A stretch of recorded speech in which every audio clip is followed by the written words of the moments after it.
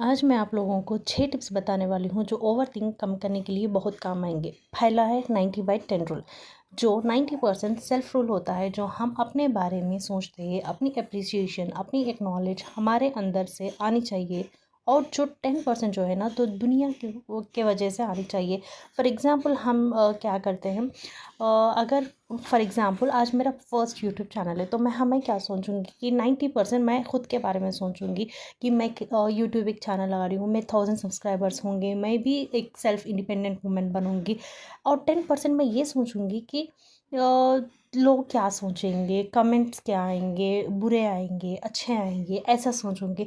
But normally लोग क्या करेंगे, 10% जो है ना, लोग अपने खुद के बारे में सोचते हैं। और 90% जो है ना, बाहर लोग क्या बोलेंगे, क्या सोचेंगे, ऐसा बोल के सोचते। सो what we have to do is we have to control this one, and we have to take the 90% 9 to 10 rule. Okay, second is decision habit. आप सोचेंगे कैसे, जिसकी ओवर थिंकिंग की आदत होती है ना, वो लोग बहुत सोचते हैं। जैसा फॉर एग्जांपल, हम कौन से ड्रेस पहनेंगे, हम कौन से रेस्टोरेंट में जाएंगे, हम कौन सा मूवी जाएंगे, या फिर हम किसको मैसेज भेजें, या फिर हम किससे बात करें, ये सब हम सोचते हैं। बट एक्चुअल में हमें क्या करना है, इसे ना एटलीस्ट छोटे छोटे डिसीशंस में ना हमें आदत करनी चाहिए।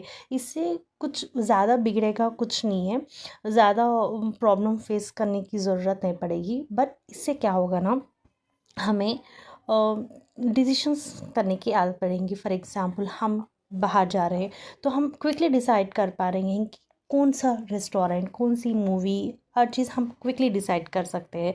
तो इसलिए हमें डिसीजन लेने की आदत पड़ेगी।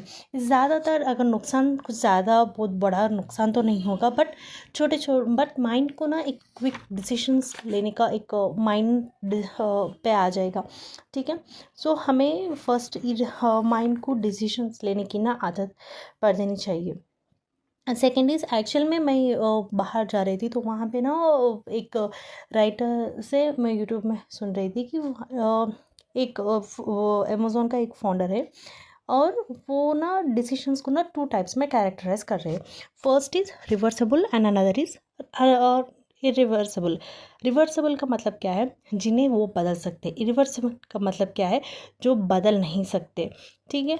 जिन्हें बदलना नहीं सकते, जो रिवर्सेबल डिसीशंस हैं, वो क्विकली डिसाइड करते हैं। और जो ज़्यादा टाइम नहीं लगाते, और जो इरिवर्सेबल है, वो उनको अच्छी तरह सोचते हैं, ओवर थिंक करते हैं, एक सिम्टम है। और जो एक वायरस की तरह है, एक्चुअल में डर का तो वैक्स क्या हुई हिम्मत की। छोटे छोटे डिसीशंस में हिम्मत स्टार्ट करो, वही हिम्मत बदल सकती है। ठीक है। अब हम जाएंगे थर्ड, इसके लिए, इससे हम कहेंगे रीफ्रेम। ठीक है।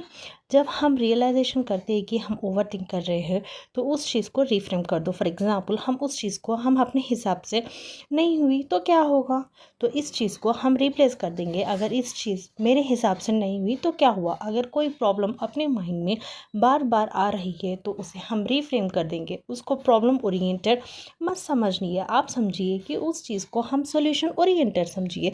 और आप अपने एक माइंड पे ना एक पेपर पे, या फिर आप अपने फ़ोन में कुछ अगर ऐप होगा, तो उसमें एक शीट पे लिखिए कि सॉल्यूशन क्या है, प्रॉब्लम का सॉल्यूशन ढूंढो और उसके लिखिए।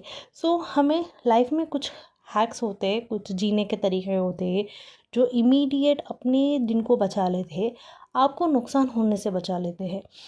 ठीक है। Next is awareness. अवेयरनेस का मतलब क्या है, अगर आपने माइंड या फिर अपने थिंकिंग पे काम करना है, तो उस ट्रैफिक को समझो जो अपने माइंड पे है, उसके फ्लो को समझो।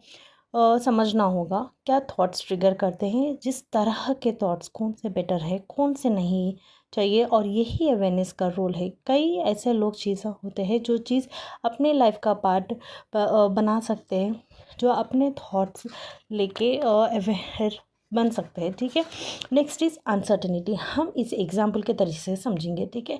अपन टू क्रिकेटर्स है, वो लोग क्या कर रहे हैं, एक टॉस डाल रहे हैं, एक टीम जीत जा रही है और दूसरी टीम हार जाएगी, और वहाँ पे डिसाइड हो चुका है कि वहाँ पे लूज़र कौन है और फिर वहाँ पे विनर कौन है।